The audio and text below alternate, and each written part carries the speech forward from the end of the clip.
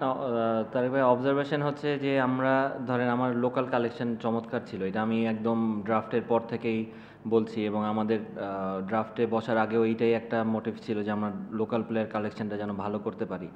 কারণ দেখেন, টুর্নামেন্টটা দিন শেষে আমাদের লোকাল প্লেয়াররা যতটা ভালো খেলবে ওই দলগুলো এগিয়ে থাকে। হ্যাঁ, আমরা হয়তো বা কিছু টুর্নামেন্টের মাঝখানে মোমেন্টাম হারিয়েছি, কিছু একদম ক্লোজ গেম আমরা হেরেছি, ওই জায়গাগুলো আমাদের একটু মিস্টেক ছিল। কিন্তু অ্যাট দ্য সেম টাইম আপনি দেখেন আমার বিদেশিদের থেকে যেই পারফরমেন্সটা আমরা আশা করেছিলাম, সেই অনেক ক্ষেত্রে কিন্তু অনেক লোকাল প্লেয়াররাই আমার বিদেশিদের থেকে বেটার পারফর্ম করেছে। সো ওই জায়গাটায় আমরা এগিয়েছিলাম, এবং দলের ভিতরে আমরা হেরেছি, আমরা মোমেন্টাম খুঁজছিলাম, মোমেন্টাম একটা নেয়ার জন্য যে কিভাবে একটা উইন থেকে আমরা মোমেন্টামটা নিতে পারি। সো সবসময় এটাই কথা হতো যে লোকাল প্লেয়ারদের সাপোর্টটা আমার আরও বেশি লাগবে, লোকাল প্লেয়াররা যত পারফর্ম করবে আমাদের জন্য ততটা ইজি হবে।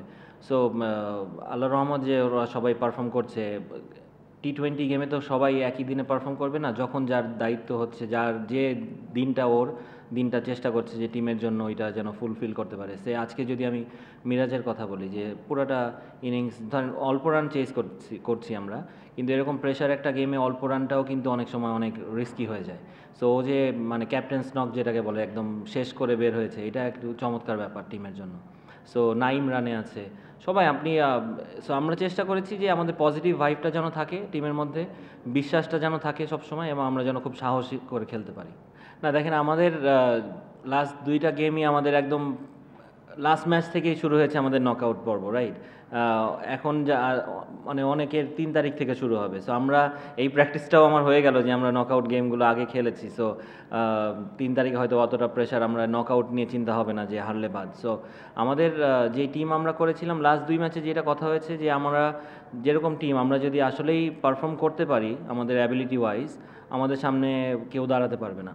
সো ওই বিশ্বাসটা থেকেই আমরা মাঠে নেমেছিলাম। না না, দেখেন এইটা কোচের খুব একটা ম্যাজিক থাকে না, প্লেয়াররা পারফর্ম না করতে পারলে আসলে কোচ ক্রেডিট নেওয়ার কিছু নেই এখানে। সো আমি এটাতে বিশ্বাস করি, ক্রেডিট পুরোটাই আমি প্লেয়ারকে দিতে চাই, কারণ ওরাই মাঠে খেলে।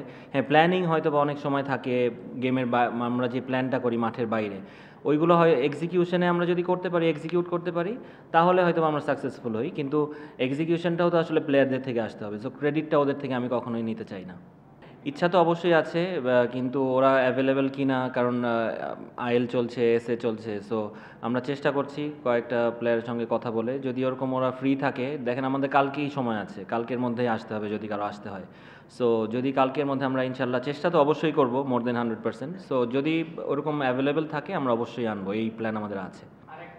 না, এখানে আমি চেঞ্জ করি না, অঙ্কন ও নিজে থেকেই ওর ব্যাটিংয়ের প্যাটার্নটা চেঞ্জ করেছে। সো আমি আবারও বলি যে এইটা এক্স্যাক্টলি প্লেয়ারেরই ক্রেডিটটা যায়, কারণ আপনি তখন বুঝতে পারবেন যে আপনার কী করা দরকার এবং কোন জায়গাটায় আপনার চেঞ্জ আনতে হলে আপনি সামনের দিকে এগোতে পারবেন। সো এইটা ওই প্লেয়ারের থেকেই আসে। সো অঙ্কন যেহেতু নিজের ব্যাটিংটা চেঞ্জ করেছে, এবং আমি ওকে লাস্ট ইয়ারও বিপিএল কিন্তু ও খারাপ খেলেনি, লাস্ট ইয়ারও কুমিল্লার হয়ে অনেকগুলো ম্যাচ জিতিয়েছে এবং কম বলে বেশি স্কোর করেছে। সো ওই জায়গা থেকেই আমাদের একটা ছিল যে টার্গেট ছিল যে অঙ্কনকে আমরা যদি দলে ফেরাতে পারি আমরা অবশ্যই অঙ্কনকে নিব। এক্সিলেন্ট হাসান মাহমুদ, আমি সবসময় ওর অ্যাকশনের খুবই বড় ফ্যান, কারণ একটা পেস বলার যদি এরকম অ্যাকশন থাকে, ত্রুটি ছাড়া অ্যাকশন খুব কম মিলে। সো হাসান মাহমুদের অ্যাকশনে ত্রুটি খুবই কম আছে। সো এই কারণেই ও খুব কম এফোর্টে অনেক সুন্দর বল করতে পারে এবং বলের কাজ আছে। এবং ও যেভাবে হোয়াইট বলে বোলিং করছে এবং ওর যে অ্যাবিলিটি আছে, আমি একটু সারপ্রাইজ হয়েছিলাম হাসান মাহমুদকে টিমে না দেখতে পেরে। তবে এইটা দেখেন, আমাদের এই কম্পিটিশনটা যদি থাকে, এবং আমি আশা করব এই কম্পিটিশনগুলো সবসময় বজায় থাকবে, কারণ যারা খেলবে চ্যাম্পিয়ন্স ট্রফিতে ওদেরও কিন্তু ব্যাক অফ মাইন্ড এটা থাকবে যে আমি একটু খারাপ করলেই হাসান মাহমুদের মতো একটা বলার দরজা নক করছে, so he is ready. So এরকম কম্পিটিশন আমরা যত করতে পারবো, রাখতে পারবো টিমের মধ্যে কিংবা টিমের বাইরে যারা পাইপলাইনে আছে, সো আমাদের দেশের পারফরমেন্সটাও ওরকম ভালো হবে ইনশাল্লাহ। জি অবশ্যই, অবশ্যই বাবু ভাই, কারণ আপনি দেখেন আমরা যদি সে রংপুরকে আমার ফেস করতে হয়, তাহলে কিন্তু ওদের টিম ডেভিড আসবে, আমরা শুনছি যেটা, আমি এখনও শিওর না, ডেভিড ওয়ার্নার আসবে, সুনীল নারায়ণ আসবে, রাসেল আসবে। সো এই 4টা প্লেয়ারকে ফেস করতে গেলেও কিন্তু আমার লিস্টে ওরকম কিছু নাম আমি চাই। এখন যদি আমি না পাই, তাহলে তো আমার আর কিছু আসলে করার নেই, আমার হাতে নেই এটা, আমার কন্ট্রোলে যেটা থাকবে আমি ওইটাই কন্ট্রোল করতে চাচ্ছি। সো আমি লোকাল প্লেয়ারকে কেন আমি বলছি, কারণ আমরাও capable enough to beat any side. So আমি ওই বিশ্বাসটা আমি সবসময় করি এবং আমি এই বিশ্বাসটা টিমের ভিতরে সবসময় ইনজেক্ট করতে চাই।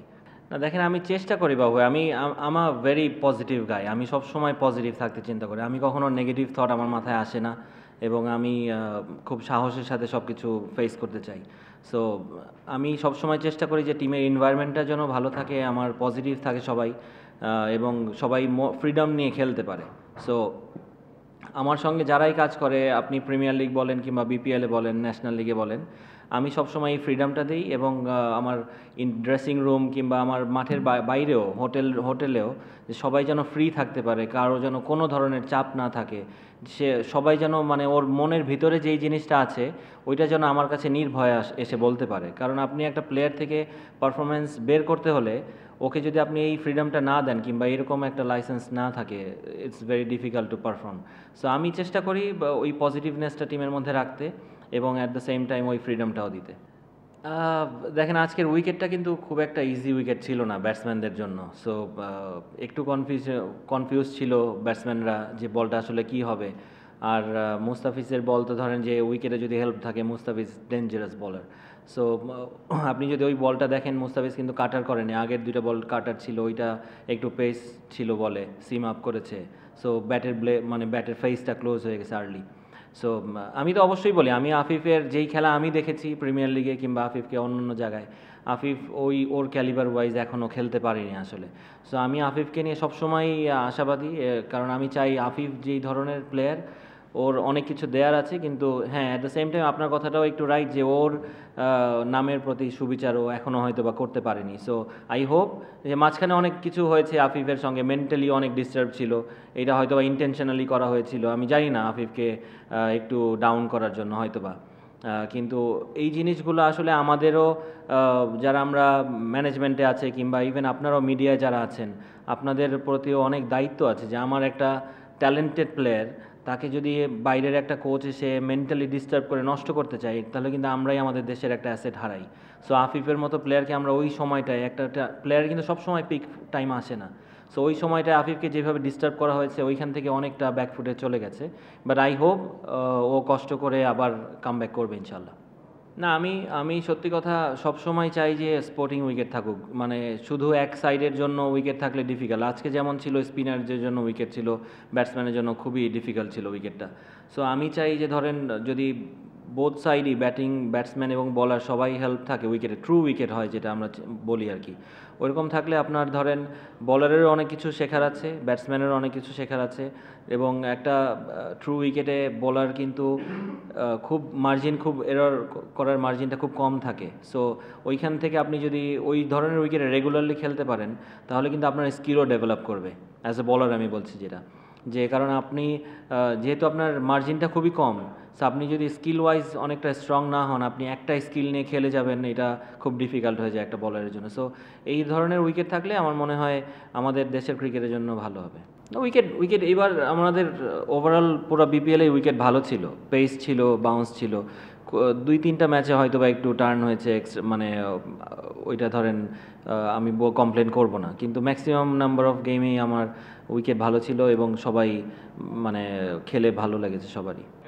না দেখেন, প্ল্যান করাটা তো হয়তো বা একটু সহজ হয়, কারণ ব্যাটসম্যানের সাইকোলজি কী থাকবে, আমি বোলিং করলে আমি কি করতাম, কিংবা ওদের সাথে এই প্ল্যানটা করা কিংবা কথা বলা যে আসলে কোন জায়গাটায় বোলিং করা, কিংবা ধরেন পাওয়ার প্লেতে তো নর্মালি ব্যাটসম্যানরা একটু অ্যাগ্রেসিভ থাকে। সো আমাদের প্ল্যান থাকে যে আমরা পাওয়ার প্লেতেই যদি আমার দরকার হয় আমরা ডেথ ওভারে বোলিং শুরু করে দিব। সো বলারের এই স্কিলগুলো, যে নতুন বলে ব্লক হলে বল করা কিংবা চেঞ্জ অফ পেস করা, আজকে যেমন মুশি মানে প্রথম ইনিংসের শেষে আমার সঙ্গে এসে কথা বলছিল যে ও যেটা ভুল করেছে তামিমকে, একটা বাউন্সার মেরেছে, পরের বল আবার জোরে বল করেছে। সো ও চিন্তা করছিল আরেকটা ওভার পর থেকে ও স্লোয়ারে যাবে। সো যেখানে ওর এই ধরনের মিস্টেকগুলো করলেই ধরেন আমরা শিখতে পারবে আসলে প্লেয়াররা। সো ও বলছিল যে আসলে স্যার কী করা উচিত ছিল, তো আমি বলছিলাম যে তুমি নেক্সট বলেই তোমার চেঞ্জ অফ পেস করা উচিত ছিল, কারণ তামিম ইজ রেডি, আর যদি জোরে বল ব্যাটসম্যানরা চাচ্ছিল আজকের উইকেটে জোরে বল করুক। সো এই জিনিসগুলোই ধরেন এখান থেকেই শেখা আসলে। সো এখান থেকেই শিখতে পারবে এবং মিস্টেকের সংখ্যা কম হবে, এইটাই আশা করি।